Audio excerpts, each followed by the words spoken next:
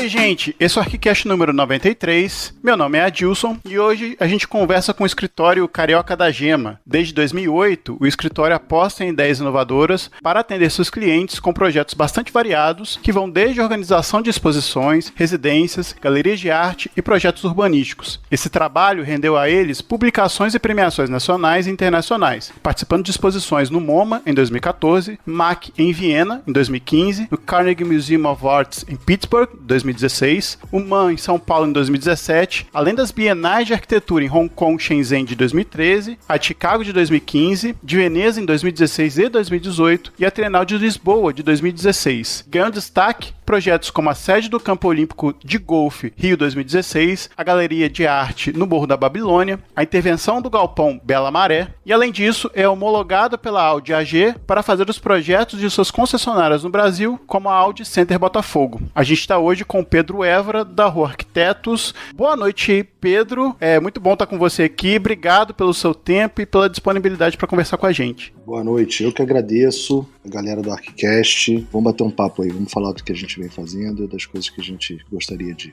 ter feito ou que vai fazer ainda. E eu tô aqui com o Rafa. Fala, Rafa, tudo bom? Fala, tudo bem? E aí, Pedro, obrigado aí pelo seu tempo. Fala, Dilson, vamos aí para mais uma entrevista. Isso aí. A gente vai agora para os e-mails, comentários e outras cositas más.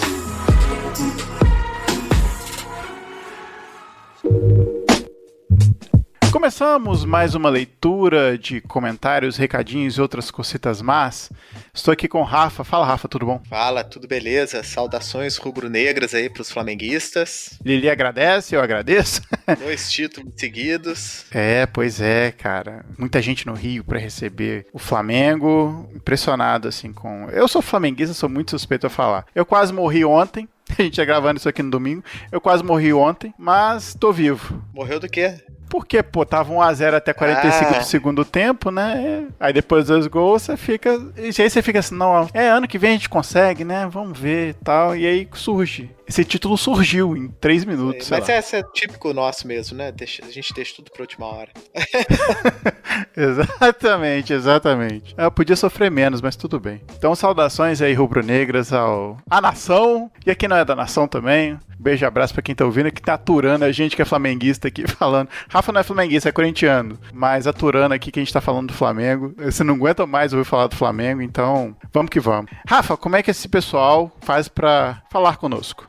Você pode mandar aquele e-mail maroto para contato@archicast.com e também seguir a gente nas redes sociais, Twitter, Facebook, Instagram. A gente tá sempre de olho em vocês. Bem, então, temos aí e-mail, né, Adilson? Temos e-mail. Primeiro o e-mail é do Daniel Filgueiras. Ele fala o seguinte: olá, parabéns pelo podcast. Eu vi pela primeira vez hoje a edição com o professor Cláudio Ribeiro, bem legal. Tem uma crítica construtiva. Parece que vocês usam algum tipo de edição automática que corta os respiros e pausas das falas. Não entendo muito disso, mas fica muito desconfortável ouvir o podcast inteiro dessa maneira. Cansa muito para o ouvinte, pois a cadência não fica natural e as palavras parecem que trepam umas nas outras. Enfim, imagino que fazem isso em função do tempo, mas eu priorizaria ouvir o conteúdo com calma por mais tempo, até pela densidade do conteúdo apresentado, do que ficar desse jeito atropelado e ter que pausar para ter algum respiro. Abraços. Então, Danilo, tem 2 questões aí. Tem uma questão estética e tem uma questão técnica também. Vou explicar a questão técnica. Para vocês terem uma ideia da diferença, eu vou botar primeiro o áudio sem edição e depois o áudio com a edição para vocês tirarem as suas próprias conclusões.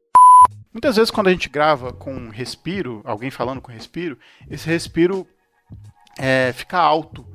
E aí isso no meio da edição, você ficar com os respiros altos na edição, assim, fica estranho.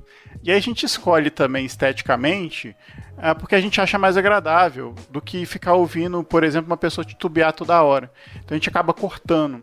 Realmente, assim, tem outros podcasts que fazem isso de uma maneira mais natural, deixam os respiros, deixam os tempos das falas e tal. Até, por exemplo, você tem menos tempo, assim, você não dedica tanto tempo para editar, mas, assim, é uma escolha que a gente fez e que a gente tem seguido. Mas o interessante é que você tem um ouvido bom e conseguiu ouvir essas nuances, assim, de ter o respiro e tudo mais. Se a gente achar por bem que mais pra frente, de outra maneira fica melhor, a gente muda, não tem nenhum problema quanto a isso. Mas por enquanto, a gente acha que dessa maneira é mais interessante porque um pouco economiza o tempo da galera também, enfim, e fica uma coisa mais objetiva, certo? Muitas vezes quando a gente grava com respiro, alguém falando com respiro, esse respiro fica alto. E aí isso no meio da edição, você ficar com os respiros altos na edição, assim, fica estranho. E aí a gente escolhe também esteticamente, porque a gente acha mais agradável do que ficar ouvindo, por exemplo, uma pessoa titubear toda hora. Então a gente acaba cortando. Tem outros podcasts que fazem isso de uma maneira mais natural, deixam os respiros, deixam os tempos das falas e tal. Você não dedica tanto tempo para editar, mas assim, é uma escolha que a gente fez e que a gente tem seguido. Mas o interessante é que você tem ouvido bom e conseguiu ouvir essas nuances assim de ter o respiro e tudo mais. Se a gente achar por bem que mais pra frente, de outra maneira fica melhor, a gente muda, não tem nenhum problema quanto a isso. Mas por enquanto, a gente acha que dessa maneira é mais interessante porque um pouco economiza o tempo da galera também, enfim, e fica uma coisa mais objetiva, certo? Mas enfim, era isso. Tem mais um e-mail pra gente, né, Rafa? Sim, temos o e-mail da Ana Carolina Marques. Boa tarde, conheci o site por um acaso, procurando materiais que poderiam me ajudar como profissional. Quero elogiar o trabalho de vocês e sobre a entrevista ACCast 087, que eu acho que é com o ACBR, né? Não me engano. Isso. Que trouxe muitas reflexões boas pra mim. Ainda estou engatinhando como profissional e com o intuito de montar um escritório virtual com umas amigas. E tentarmos driblar a dificuldade enfrentados em nossa profissão. Vou super indicar o site e ouvir tudo que eu consegui para aprender mais. ATT, mais conhecido como Atenciosamente, Ana Carolina Marques, lá do Espírito Santo. Obrigado, Ana Carolina. Legal você ter conhecido a gente e tem um histórico bom aí para você maratonar, né? Esse é um dos efeitos positivos da Cauda Longa, né? Sempre tem gente nova chegando na gente e espalhe para os seus colegas, para os seus amigos, que isso ajuda bastante o nosso conteúdo expandir. Exatamente. Tem coisa boa da Cauda Longa, mas tem uma coisa ruim também, que eles ouvem uns episódios que a gente faz que, nossa senhora. Ah, mas é bom, é bom, é bom. Ah, sim, teu histórico tem que ter, é claro. A gente vai privar ninguém de ouvir, mas dá uma vergonhinha. Acontece. Também temos o salve aí pra galera do Instagram. Vou dar um salve então para as pessoas que curtiram lá a nossa postagem do último episódio. Foram Ítalo Segueto, Isabel Santos, Samuel Freitas, Márcio Donda, Márcio Santos, Vanessa Longo, Márcia Rodrigues, Kelma Pinheiro, Tamires Lenhar, Leonardo Samor, Thaís, Carolina Harduin, Jenny Holanda, Gustavo Rezende, Lucas Abranches, Jonathan Marques, Larissa Almeida, RA3 Arquitetura, Mariana Hiroki, Mariana Piovesan, Mariana de Toledo, Ademir, Fernando Soares, Raquel Magalhães, Inês Rosa, Ludmila Castro, Giovana Salvador, Mário Soares Júnior, Cairo Pérez, Paula Lopes, Lid Ferreira e mais outras várias pessoas que curtiram. Se a gente falasse todas, a gente ia ter um podcast só de pessoas aqui, mas a gente continua agradecendo a vocês que curtem os episódios lá no Instagram e pedir aquela força novamente, indique para os seus amigos, para os seus professores e para quem vocês quiserem indicar, que acham conteúdo bacana, e é isso. Isso aí, vamos pra rua? Vamos pra rua. A gente fica com o episódio do Rua Arquitetos aí, com o Pedro Évora conversando com a gente, e a gente volta daqui a uma semana com mais um episódio pra vocês. Então, um abraço e até mais.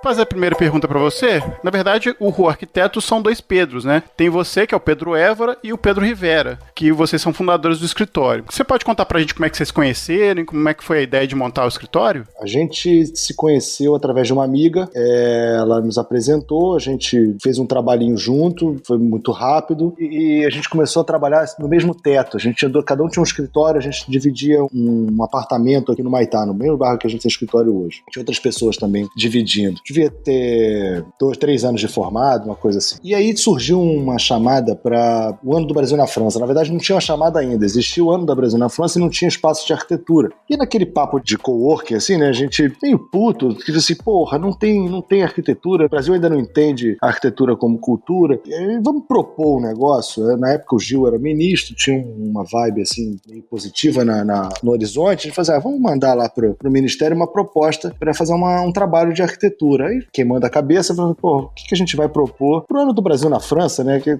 falar da arquitetura carioca e tal. Assim, pô, não tinha muita coisa, isso era em 2004, assim, vamos falar do que a gente precisa falar. A favela tá fazendo 120 anos, a gente tem questões abertas aqui, o Favela Bairro já tem suas experiências, vamos discutir o nosso calo, vamos falar de favela. Aí fizemos uma proposta nessa direção e foi aceito. Foi uma proposta que a gente inventou, e isso foi um trabalho tão louco que era eu, Pedro e a Laura Taves. Era um trio que estava ali naquele ambiente do escritório. E o negócio deu super certo, foi 1 ano e meio de trabalho, a gente conseguiu fazer a exposição lá em Paris, fizemos esse documentário sobre a história da favela carioca a partir do Morro da Providência, que é a primeira favela, né, a favela mais antiga, que agora está fazendo quase 130 anos. E então, na época, a gente entrou no morro e ficou lá durante praticamente 1 ano, fotografando, entrevistando e tal, e construído foi um painel gigantesco que a gente remontou com essas informações todas lá em Paris. E aí tomamos porrada para não acabar mais, né? Sobretudo dos colegas aqui no Rio de Janeiro, que ninguém entendia esse negócio da gente ficar falando de favela fora do Brasil.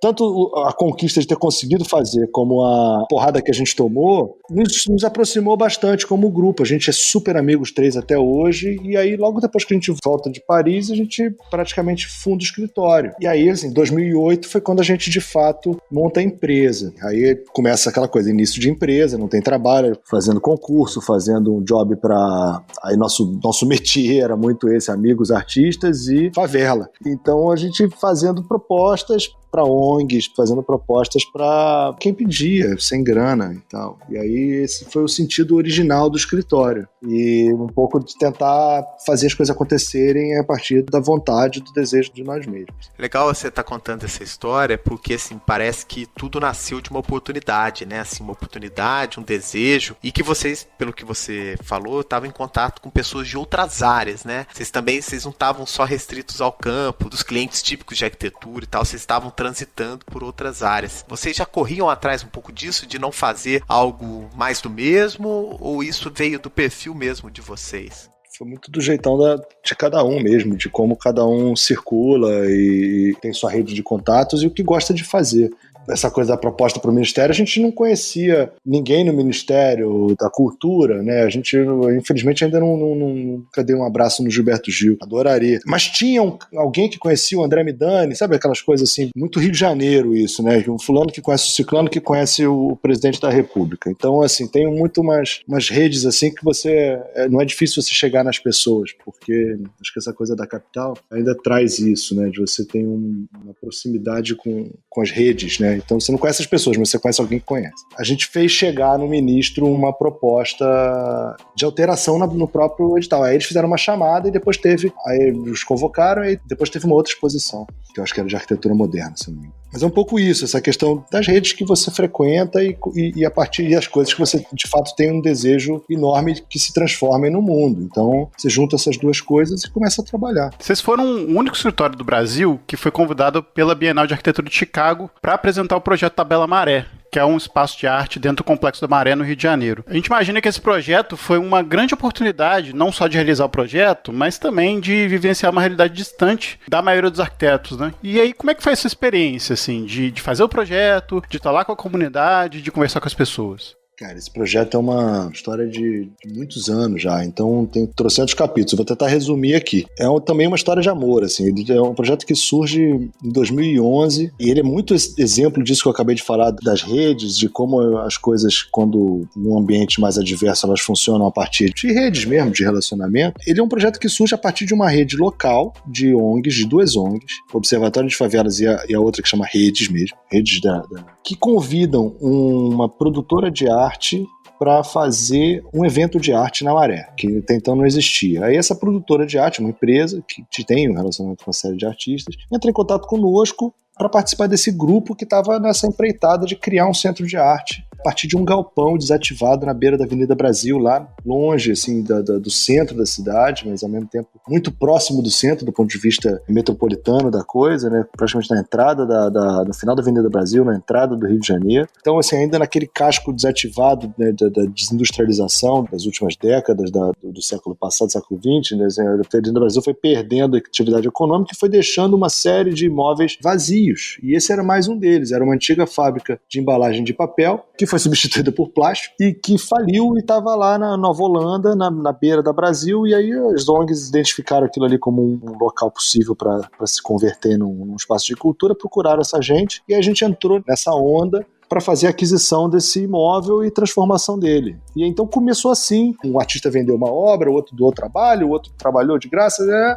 E aí aquele início foi um empurra que pega até a gente conseguir fazer a primeira exposição em 2012, que a gente chamou de Travessias 1. E a história do Galpão Bela Maré foi justamente pautado pelas exposições de arte, Travessias 1, 2, 3, 4, agora está na 7ª edição. E ao longo desse processo, as exposições de arte, elas eram sempre grandes de propósito, sempre eram exposições muito pretensiosas do ponto de vista de orçamento, dos artistas a serem convidados. Todo mundo sempre queria, desde o início, colocar o que existia de melhor na periferia. A primeira edição foi mais um desembarque, aquela coisa, né, chegando. A segunda já foi porreta, a terceira foi melhor ainda, a quarta já estava discutindo o território da Maré com artistas locais, a quinta já teve edital, a quarta acho que já teve edital aberto. Uma coisa foi realmente ganhando, hoje em dia virou uma escola livre de arte. Então, assim, e tem um programa educativo que funciona 360 dias por ano. Então é um negócio, assim, é lindo de ver. Como é que nasce uma instituição de cultura no lugar que mais precisa. E ver como é que a arquitetura tem um papel dentro dessa história. Isso é muito bacana. Vocês foram responsáveis por reformar o galpão e também fazer as exposições? Uma coisa meio tudo junto misturado, assim? Sim, sim. É junto e misturado, porque as exposições é que foram a maneira do galpão ser reformado. Foi uma estratégia um pouco invertida, por uma realidade de orçamento. A cada exposição que se viabilizava, um pedacinho daquela exposição era permanente. Então numa exposição a gente conseguiu fazer o banheiro, na outra exposição a gente fez uma biblioteca. Então, assim, é como se a cenografia da exposição ficasse. A cenografia nunca era cenografia, porque não podia haver desperdício num contexto daquele.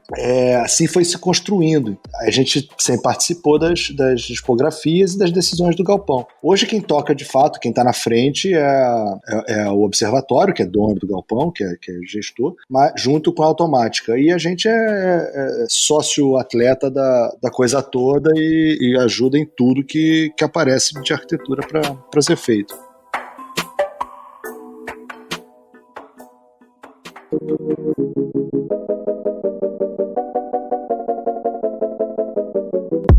A sua formação é atípica nesse sentido, né? Você completou a faculdade de artes anteriormente e depois fez arquitetura? Não, eu não cheguei a fazer faculdade. Terminei o 2º grau lá na Holanda, eu fui ainda novo para lá, para Groningen, e eu comecei a estudar arte nesse contexto. Era uma escola de arte que eu me inscrevi, que eu gostava, enfim, já gostei, fui para lá porque eu já gostava da arte holandesa, já fui muito atraído por isso, né? Pelo Rembrandt, principalmente. E lá eu resolvi aprender a pintar e começar a ter algumas aulas de história da arte. Então eu tive ali uma iniciação, vamos dizer assim, em história da arte e desenho e pintura. Mas isso foi um período que me provocou, na verdade, por onde eu estava. E aí eu volto, né, para o Brasil depois disso para entrar na faculdade. E aí eu entrei na faculdade, eu fui para a reitoria do Fundão, era história de arquitetura, mas que também era colada na Escola de Belas Artes. Então tinha ali uma coisa que me atraía de fato. E na verdade sempre me atraiu essa proximidade com o ambiente de arte.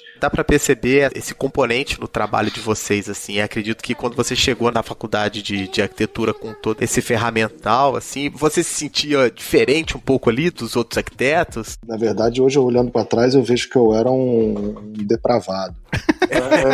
No início da escola de arquitetura, a gente só ficava tomando cerveja e era isso, era aquela descoberta de universidade. Não tinha pretensão nenhuma, nem nada, aquilo ali. A coisa só foi pegar mesmo mais pro 3º período ali, que a gente comecei a... Mas eu já tinha sido mordido pela arquitetura na Holanda também, assim. Ali, toda vez que eu desembarcava de trem na minha cidade, eu desembarcava numa estação do século XVIII, toda de tijolinho, que parecia um castelo, e chegava na frente de um museu do Mendini, que ele fez Mendini, Museu de Arte Contemporânea e Moderna de Groningen, é na frente da estação de trem de Groningen, só que é um museu pós-moderno em 3 blocos, onde um bloco foi feito pelo Koop Himmelblau, que é uma loucura, desconstrutivista, colorido, vermelho e preto, do meio é uma torre do Mendini e amarela, e na esquerda um pedaço afundado no canal, assim, do Philippe Starck. Então era um negócio maravilhoso para um olhar de uma criança, para um olhar de um inculto como eu olhava aquilo ali e falava assim, é isso aí que eu quero fazer, alegria, esse contraste, e no pano, e atrás daquele museu, atrás do museu que ficava no canal, ali na frente da estação, a cidade propriamente dita. E a cidade é aquele homogêneo de tijolinho, cor marrom claro, marrom escuro, e aquele museu contrastante ali na frente, ou seja, ali a cidade é que isso aqui é arquitetura, isso aqui sou eu. Então, entre a cidade e eu tenho um edifício que eu tenho que atravessar de arquitetura. E aí também, né, por sorte, nesse caminho que eu chegava em casa, tinha um pavilhão do Bernard Schume de vidro que ele fez lá, tinha um banheiro, um mictório público do Rem Koolhaas. Então tinha uns negócios assim que você não passava desapercebido, né? E aí você, tem uns cliques e fala assim, cara, isso daqui é linguagem, isso aqui é comunicação, isso daqui é resolver o problema das pessoas de maneira também artística, né? Tem uma coisa acontecendo aqui para além da função de um mictório, de uma caixa de comunicação na rua, sabe? Tem muita intenção por trás dessas coisas. Deixa eu investigar isso aqui um pouquinho mais. E aí, voltando pro Brasil, eu consegui fazer uma ponte que eu acho que eu nunca tinha feito ainda com o próprio Oscar Niemeyer. Porque até então eu vivia a arquitetura carioca, né, de Oscar Niemeyer com muita, né, como todo mundo vive, adora ou detesta, mas não tinha um entendimento, ou pelo menos não buscava ter um entendimento para além da primeira página, até porque o Niemeyer possibilita você ficar na primeira página, né? Você consegue olhar para o Niemeyer a partir de um retrato inicial, aquela coisa da forma, ela é muito sedutora. Então, aí eu comecei a ver outros nomes. Quem fez minha aula magna na aula de abertura, né, foi o Sérgio Bernardes. A palestra de Sérgio Bernardes, quando eu entrei na escola, eu nunca esqueço, acho que eu nunca vou esquecer. Foi muito porrada. O cara chegando lá falando, vocês aí com 17 anos, vocês têm que sair da casa dos seus pais amanhã. Não existe isso, você uma pessoa de 20 anos, 18 anos, morar com os pais, vocês querem ser arquitetos, vocês têm que se libertar. E aí mostrando o edifício de 1 quilômetro de altura, né, mostrando aquelas coisas todas que ele sonhou. Isso, né, eu vindo com aquela cabeça da Holanda, aí chego aqui, tem um cara, velhinho ali, mandando essa, eu falei, que legal. É isso, né? Você ligou o gatilho no primeiro dia. É isso, exatamente. E assim, dentro da produção de vocês, muito difusa, né, que vai aí urbanismo, arquitetura, trabalho com os coletivos e tal, esse envolvimento com outros campos, como é que funciona o trabalho do dia a dia mesmo do escritório, assim, essa dinâmica meio... Vocês têm estagiários ou arquitetos colaboradores, titulares, como é que é o modus operandi aí do trabalho de vocês? Eu quero corrigir uma coisa na pergunta. Você falou, urbanismo é igual filhote de pombo. Ninguém sabe, ninguém nunca viu. É uma brincadeira que a gente faz assim, a gente se chama rua e tal, a gente sempre tentou fazer urbanismo. A disciplina urbanismo que a gente aprendeu na faculdade, a gente nunca foi contratado para fazer. A gente nunca fez um job de urbanismo. A gente nunca conseguiu realizar projetos de desenho urbano em cidade. E não conheço ninguém da minha geração que faça, nem um pouco mais velho. Poucos que conseguiram fazer o Favela Bairro. Depois, quando teve o Morar Carioca, que foi o concurso que a prefeitura abriu, que eu achei que ia ser a grande chance da gente urbanizar, e a gente foi selecionado, a gente ia pegar 5 favelas casca grossa para fazer, o concurso deu em água, ou seja, é uma sucessão de histórias, de quase contratos que a gente viveu, e no campo privado a gente, infelizmente, até hoje nunca fez urbanismo, né? Então, a gente vai atingir a cidade, a gente vai fazer coisas para a cidade a partir das nossas vontades e a partir de brechas que surgem. Então, quase como arquitetura fazendo urbanismo e não algo, né, de fato que venha dessa escala, sabe? Mas, enfim, no ponto da sua pergunta, a questão do escritório, nós somos poucos aqui. Sou eu, Pedro, mas tem o Ricardo, a Ju, mais o Léo, o Lucas, a Júlia e o outro Ricardo. Então, assim, são 2, meu sócio, mais 2 arquitetos, é um casal de arquitetos, ele um pouco mais velho do que ela ela é mais recém-formada, e 4 estagiários hoje, 3, 4 estagiários. Esse é um tamanho que a gente sempre teve, né? A gente tem um tamanho, tem uma mesa aqui de 6 lugares, que às vezes vira 7, mais uma outra mesa aqui de 2, onde eu sento com o Pedro, e é isso, sabe? A gente se estrutura nesse tamanho, o escritório tem esse tamanho, a gente tá numa casa que a gente, desde o início também, a gente adora esse lugar. Aí tem uma sala de reunião aqui embaixo, que divide com outro pessoal que tá no outro escritório aqui do lado. E aí os trabalhos são divididos, assim, a gente geralmente toca projetos, cada um toca uma linha. Então, assim, se surge um projeto que eu tô mais envolvido, eu vou tocar. E aí eu monto uma equipe com 2 pessoas aqui do escritório para desenvolver esse projeto, ou com 1 ou 2 pessoas daqui. E o Pedro, meu sócio, é a mesma coisa. Então, a gente, como se a gente tivesse sempre 2 frentes de coordenação acontecendo em paralelo. Então, a gente é sócio e coordenador de todos os projetos. E a gente vai montando reuniões de discussão transversal para poder fazer as coisas se cruzarem. E as equipes que estão tocando o projeto com um não estão fixas. Então tem o Ricardo e o Fabiano estão fazendo um projeto com o Pedro, e aí depois, quando termina, vem os 2 fazer um outro projeto comigo. Então, assim, a coisa é dinâmica, não tem muita regra fixa, não. A gente vai flutuando na disponibilidade das pessoas, no interesse, e todo mundo pega o projeto do início ao fim.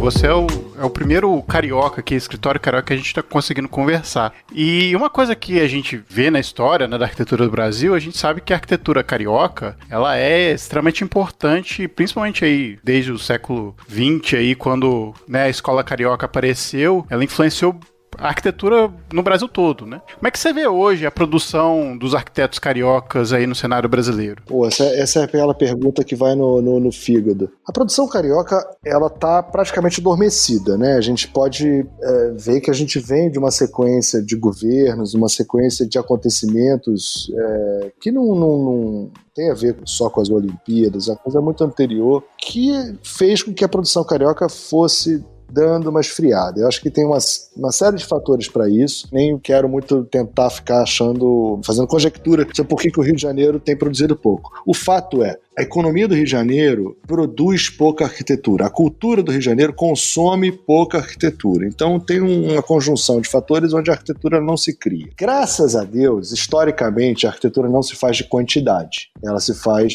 de fatos importantes que são colocados no tabuleiro da arquitetura, seja mundial, seja local. Então, não adianta também São Paulo ou a cidade que for produzir uma enormidade de coisas parecidas e não trazer, não aportar fatos novos.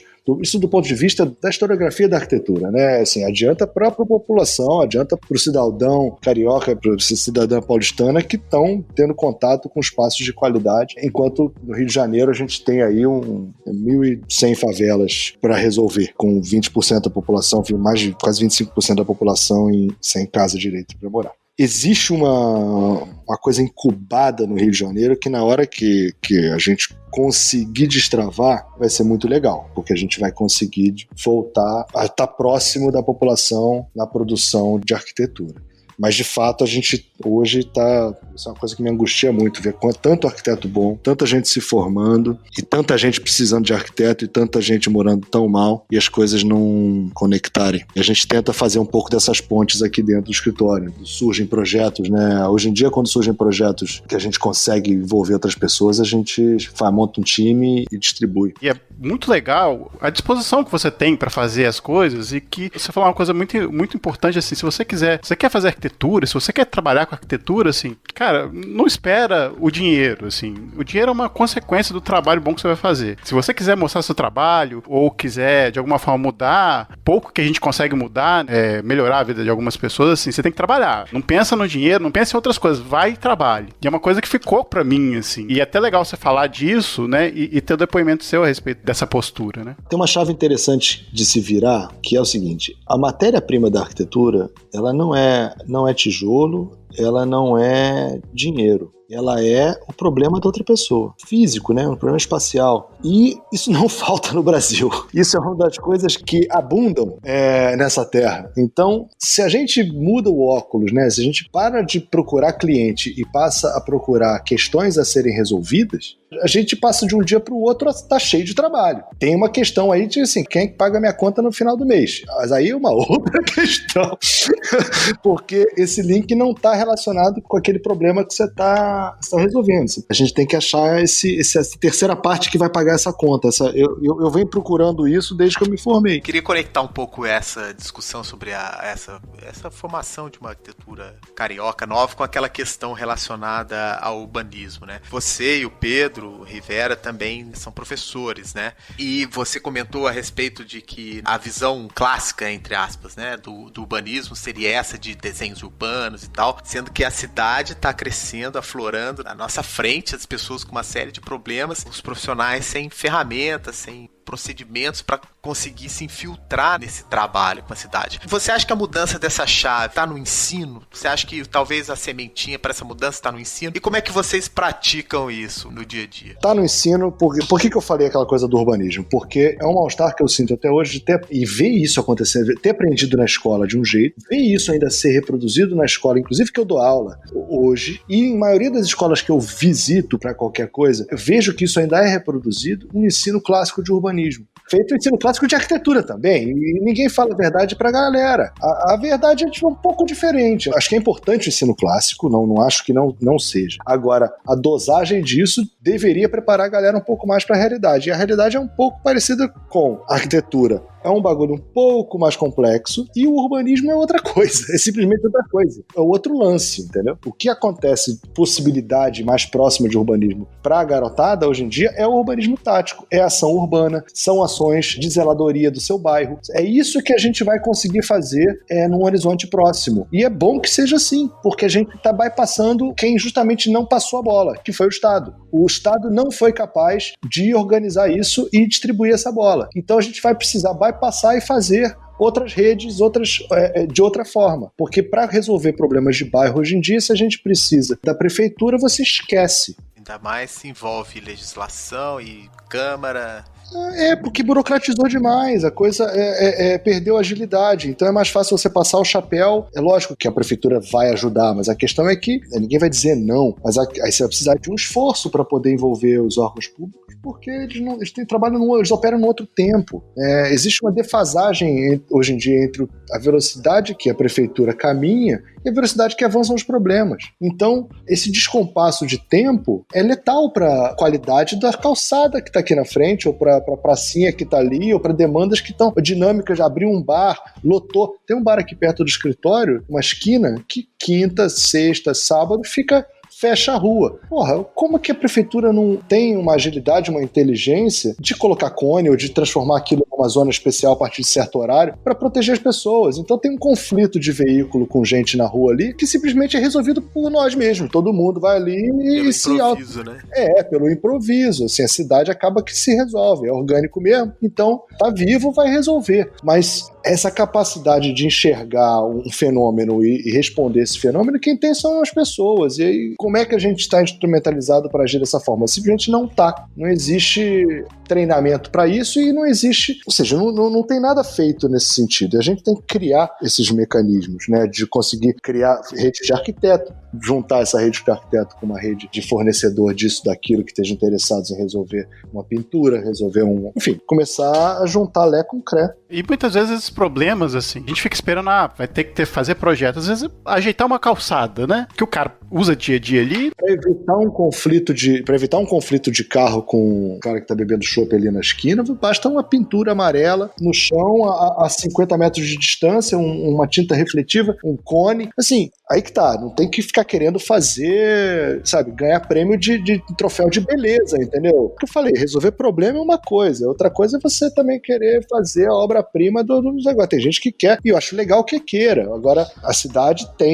as nossas cidades todas estão horrorosas. Não tem uma que esteja bem. Nenhuma no Brasil. Não conheço nenhuma cidade que esteja, legal. Cara, tá tudo feio. As cidades estão todas matou de gente, assim, não tá rolando. Eu acho interessante toda vez que a gente discute sobre isso, em outros casts que a gente faz, eu sempre vejo uma simetria com o real, assim, muito, pode ser uma comparação muito esdrúxula, mas eu vejo isso muito claro, assim, quase como dos arquitetos do neoclássico, das belas artes, pensando a arquitetura sobre uma maneira, a cidade, o palco menos, Revolução Industrial, novos materiais, e os caras elucubrando ainda, sob parâmetros clássicos, a gente ainda trabalhando de uma forma ainda muito moderna mesmo, no sentido não modernista, moderna, de pensar arquitetura e cidade pela representação e o palco menos, revolução digital aí, a cidade, e a gente tá parado ainda. Mas ao mesmo tempo, né, Rafa, o que a gente vem conversando com os arquitetos aqui, tá todo mundo meio angustiado com isso também, né? Uma coisa que o Pedro falou foi a mesma coisa que o Gustavo Pena falou na última entrevista, dessa questão das pessoas, né? De olhar pro outro, pro problema do outro e mudar a lógica do ofício, né?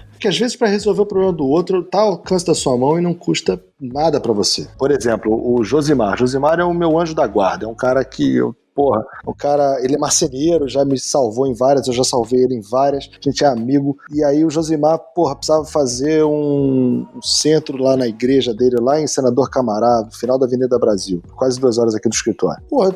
Tem 2 meninos aqui que estavam afim de tocar o projeto, aí então, são estagiários, aí eu falei, o Josimar, pra mim vai ficar difícil, cara, mas eu oriento os dois, e eles estão afim de tocar o projeto, eles vão ter um projeto construído antes de se formar. Então, assim, se a gente tivesse a capacidade de juntar projetos que nos surgem, que a gente, pra mim é mais difícil, porque eu dou aula na faculdade, tenho 2 filhas, sabe assim, já tenho uma outra vida, mas pro garoto que tá na faculdade, tá comendo bola, porque, tá louco pra fazer o primeiro projeto da vida dele, a Vera, o Josimar é o melhor cliente do mundo. Então, assim, quantas pessoas não querem fazer centro comunitário na favela do Josimar? É isso, entendeu? Acho que a gente tem que fazer essas coisas se encontrarem. Olhos e ouvidos atentos sempre, né?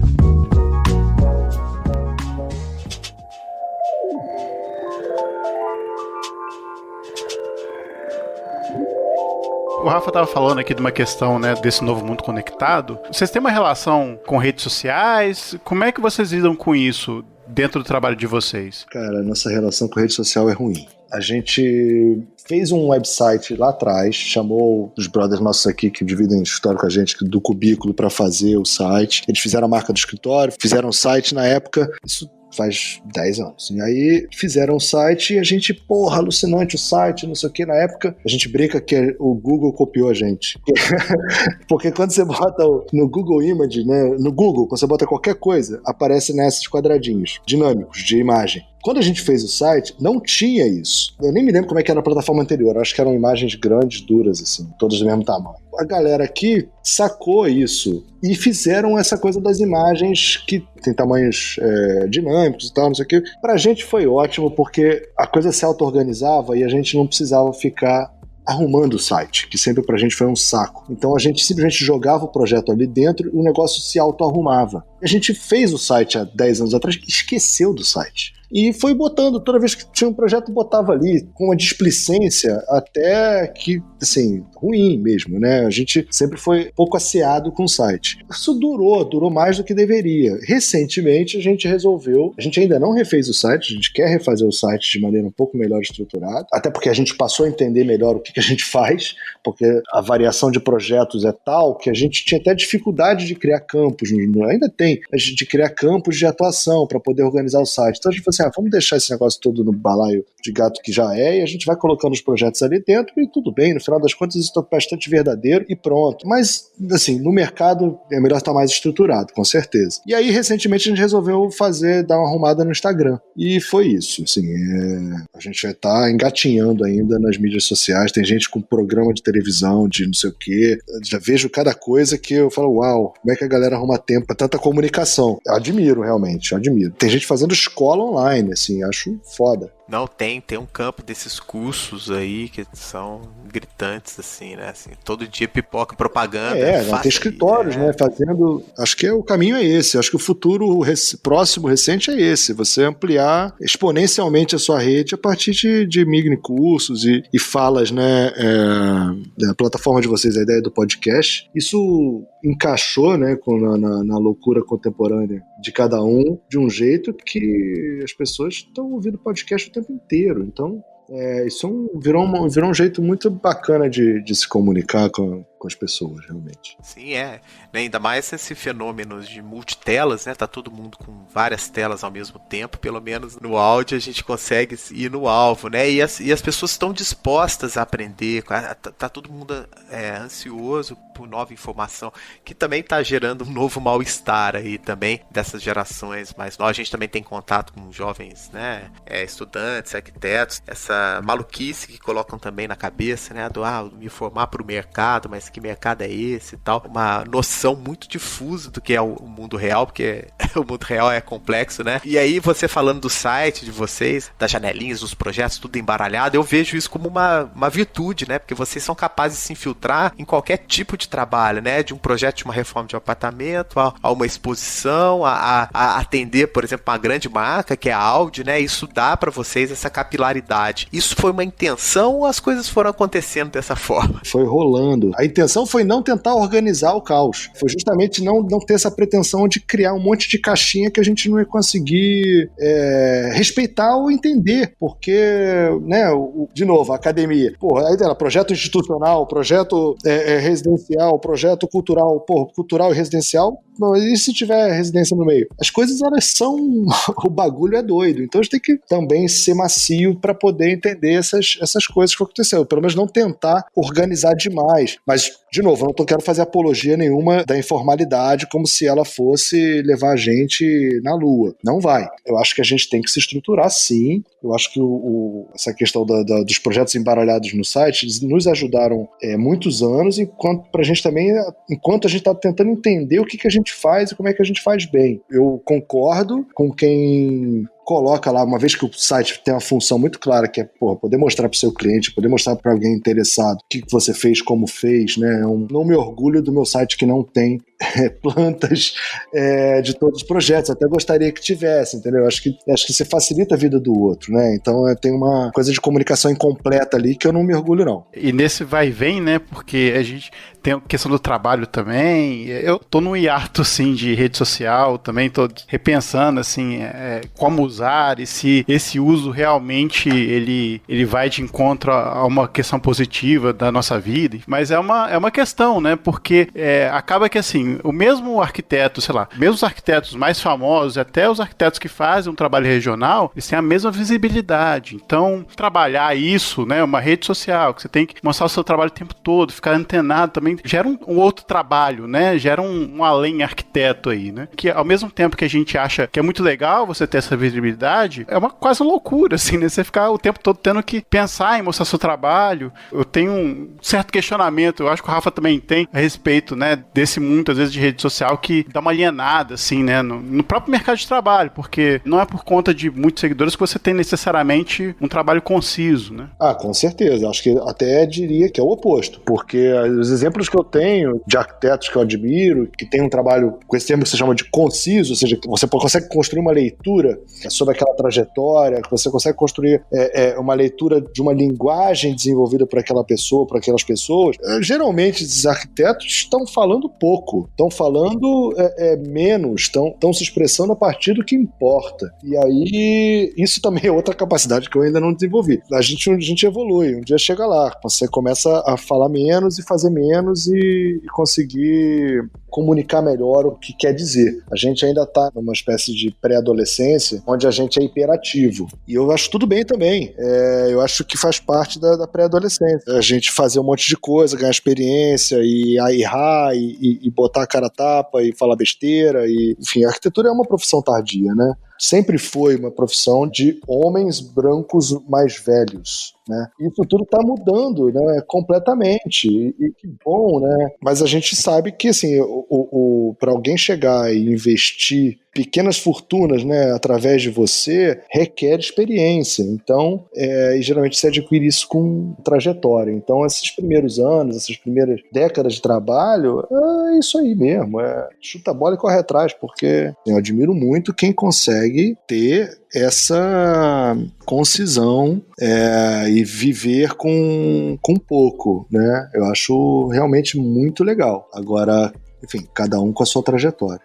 voltando a essa questão da visibilidade, né? Eu vejo, assim, perfis de Instagram, assim, centenas de milhares de seguidores e às vezes não existe conteúdo ali, existe só um trabalho mesmo de azeitar essa máquina digital de chegar a mais pessoas. Eu também conheço pessoalmente alguns arquitetos que conseguem clientes via Instagram. Isso para mim é uma coisa impensável, mas isso acontece, é uma realidade. Não, tem as duas pontas, né, Rafa? Tem de quem não tá muito na rede social, mas tá produzindo, e tem a galera que agradece o Instagram por ela tá trabalhando hoje bastante, conseguindo um projeto. Alguns escritórios que a gente entrevistou, né, assim, tanto vocês, do Rua, pessoal do Lins, arquitetos lá do Ceará, pessoal do ArcBR, também tem essa dificuldade de lidar com esse mecanismo de rede social, mas são escritórios que têm trabalhos muito consistentes, assim, então isso também mostra que pode ser que isso seja um mal-estar momentâneo, que daqui a pouco, assim como o Orkut acabou, o Instagram vai acabar agora também. Você mostrou que você é velho, né? O Twitter vai acabar, basta o Zuckerberg apertar o botão vermelho lá, que acaba o WhatsApp, acaba o Facebook, acaba o Instagram, sacou? Exatamente, você vê que em um minuto mudou a questão do like, né? Eles tiraram isso. Então, assim, olha como é que o negócio é um detalhe que não é um detalhe, né? O problema é que viu-se que não era um detalhe. Então, a maneira com que a plataforma pode mudar radicalmente, assim, eu prefiro não investir tanto. Vocês estão corretíssimos. Eu prefiro não investir tanto nisso e deixar essa coisa que é tão fluida no campo da fluidez mesmo. Deixa esses... vamos lá, assim, não dá, eu vejo vários colegas com uma quantidade muito grande de seguidores. Tem gente que tem 100 mil seguidores. Eu espero que ele não tenha ficado comprando aquilo tudo, porque parece que não dá muito retorno quando você compra essas coisas, porque, enfim, é perfil que não te serve de nada. Imagino que deva servir para alguma coisa você ter 50 mil seguidores, 100 mil seguidores no final do dia, porque você tem mais gente vendo o teu trabalho, pô. Um conta pro outro e até a hora que encontra alguém que tá precisando de um arquiteto com aquele perfil. Então é uma questão de lógica. Não dá pra ficar de fora, mas também não dá pra pirar e... Eu conheço gente que virou blogueira. Então, assim, ok, tô a fim de virar blogueiro. E aí vai ganhar dinheiro virando blogueiro, vendendo marca. E aí outra coisa. Muito maneiro. Acorda de manhã, pô, bom dia, gente, Paraná, e aí, pô, segue o dia no blog. Mas aí é outra coisa, isso já não é mais arquiteto.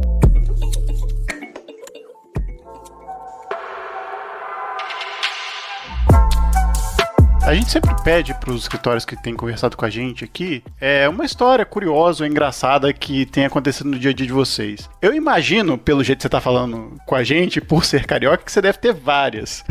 Você consegue contar alguma, de repente a mais recente ou a que mais curiosa ou engraçada? Exatamente engraçada, eu não sei se eu posso chamar, mas tem algumas histórias, tipo... Cara, teve uma, a gente tava fazendo a exposição lá no MoMA, do Varanda Products, que a gente foi chamado para participar dessa exposição, e aquela coisa, porra, vamos expor no Museu de Arte Moderna de Nova York, caceta, porra, muito maneiro. Agora vamos falar o que mesmo, hein? Aí, assim, tinha que ter a gente precisava desenvolver um projeto, e aí e a pergunta do curador era uma pergunta mega capciosa, porque era um trabalho sobre urbanismo tático, a exposição chamava Uneven Growth, então assim, crescimento desigual, e aí o cara pedia pra gente responder a essa questão, né, urbanismo tático para megacidades em crescimento. E a gente estava trabalhando junto com a ETH, eram duplas, né, era a gente com o Zurique e aí tinham outros 4 escritórios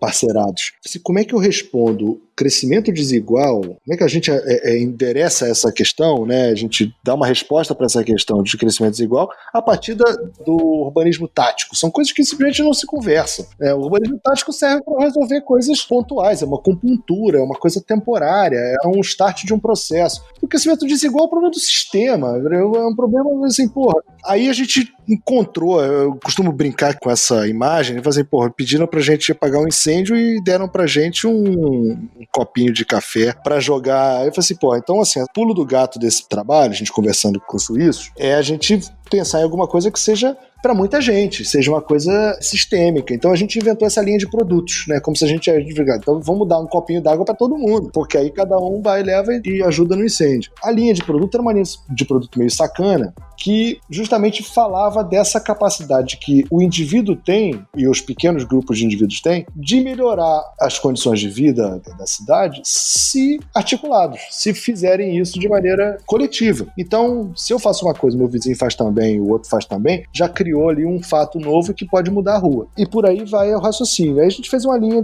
fez um catálogo. A gente primeiro inventou essa marca, que chama Varanda Products, fez um site, que aí é essa varandaproducts.com. O objetivo era que o site bombasse e valesse milhões de dólares e depois fosse espalhado pelo mundo inteiro, e que dentro desse site as pessoas pudessem encontrar pequenas soluções para o dia a dia. Por exemplo, um rebatedor, casa de favela que tem tuberculose. Então, tinha lá uma solução para refletir, beco e tal, refletir a luz do sol dentro do... Então, era um refletor grandaço para você prender na janela, para refletir luz dentro da casa da pessoa. Aí tinha um outro que era um respirador, um tubo flexível que você bota na laje para respirar. O outro era eram coisas jocosas, mas também sérias, que falavam de problemas sérios, mas também dando uma resposta fisicamente possível, mas também dizendo, olha só, a gente vive numa precariedade do cacete, entendeu? Que papo é esse de resolver o crescimento desigual e o problema do Rio de Janeiro a partir de urbanismo tático, entendeu? E não é por aí. Aí a gente fez um dos projetos, a gente chamava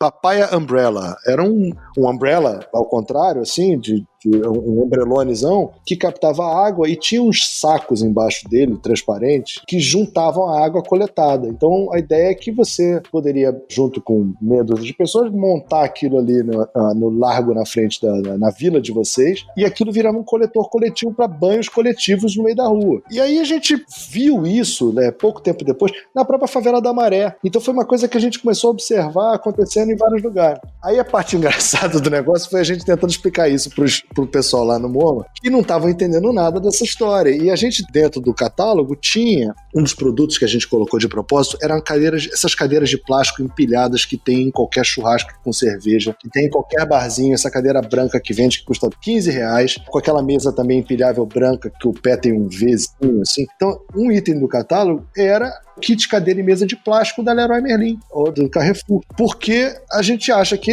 certas coisas que estão no mundo, na prateleira, elas de fato alteram qualitativamente, elas são capazes de alterar qualitativamente as relações humanas. Essa cadeira de plástico existir no mundo faz diferença na vida cotidiana das periferias do Brasil, sem a menor sombra de dúvida. Já a vi em muitas casas de milionários. Então, assim, se essa cadeira não houvesse, a dinâmica seria um pouco diferente. Essa cadeira possibilitou uma série de coisas. Então, a gente falou assim, então, essa cadeira não é exatamente essa, mas poderia ser, essa é a que mais vende, né? Poderia ser qualquer outra. Mas assim, ela falou assim, essa cadeira tem que estar no MoMA. Aí a gente insistiu com a curadoria do MoMA pra gente botar a cadeira lá, na exposição. E eles falaram nem fudendo.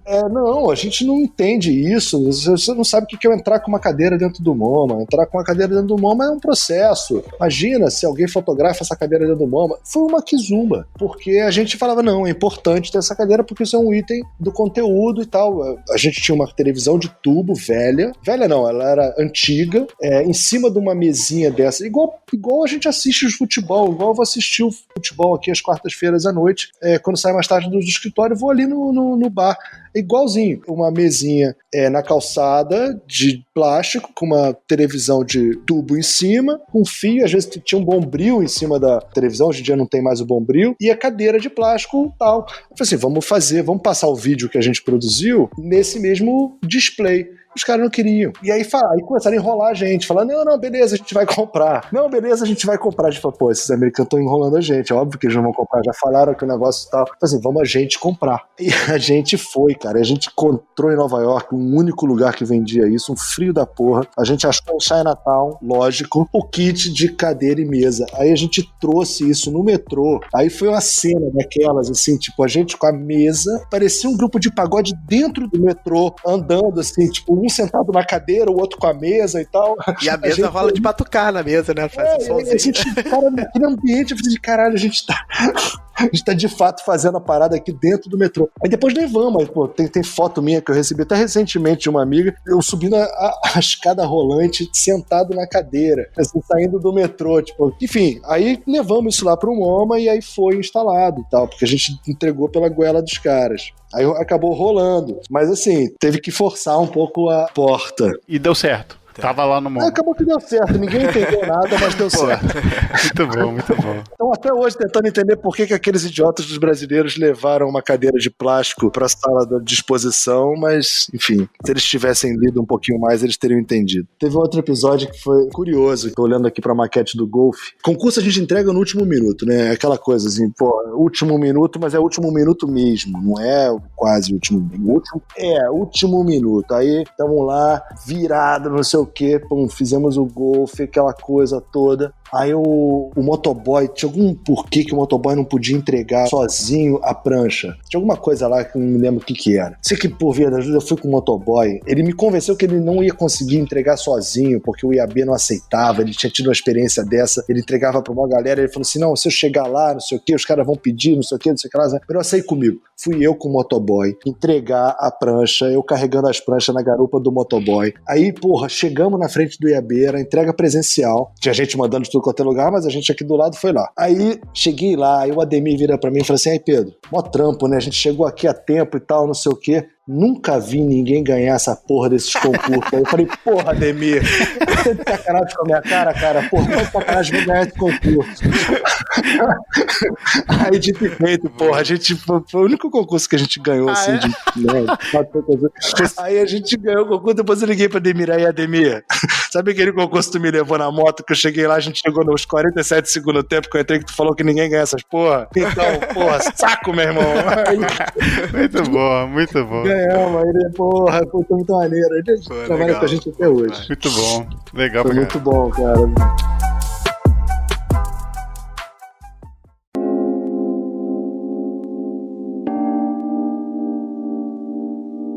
Pedro, a gente costuma pedir para quem tá conversando aqui com a gente uma dica de qualquer coisa. Pode ser alguma coisa que esteja lendo, pode ser aquela série que você falou que tá 20 temporadas tentando finalizar, pode ser uma exposição, pode ser qualquer coisa. Você tem uma dica aí para dar para quem tá ouvindo a gente? Tem um livro que eu gosto muito para estudante, cara, que é o Maquete de Papel do Paulo Mendes da Rocha, que ele é simples, fininho, mas é muito estimulante pra galera terminar o livro, já começar a dobrar papelzinho e pensar a arquitetura de um jeito sintético e baseado na estrutura, né? Isso é uma coisa que eu gosto bastante. Tem o clássico, né? Viagem, né? Quem foi que falou isso? Acho que foi o próprio Sérgio Bernardes, eu lembro que ele falava isso. Falou assim, arquitetos jovens...